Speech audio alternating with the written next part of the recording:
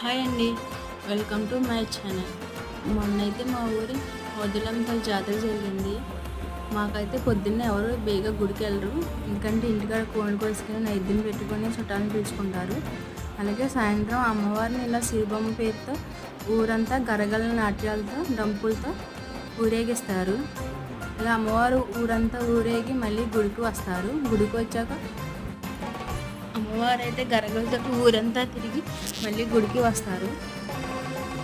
వచ్చాక ఒక కరకైతే అమ్మవారిని కడతారు. మరి ఎందుకు కడతారో అయితే తెలీదు. ఒక పక్కన తాడు కట్టి అమ్మవారిని తిప్పుతూ ఉంటారు. చూసే వాళ్ళందరూ జిడిమాడు కోళ్ళు అయితే ఇసురుతారు. ఎందుకు ఇసురుతారో తెలీదు. మీకు ఏమన్నా తెలిస్తే కామెంట్ చేయండి. అలాగే మీ ఊళ్ళో కూడా ఇలా చేస్తే కనుక లైక్ కొట్టి షేర్ చేయండి. ప్లీజ్ సబ్స్క్రైబ్ చేసుకోండి ప్లీజ్.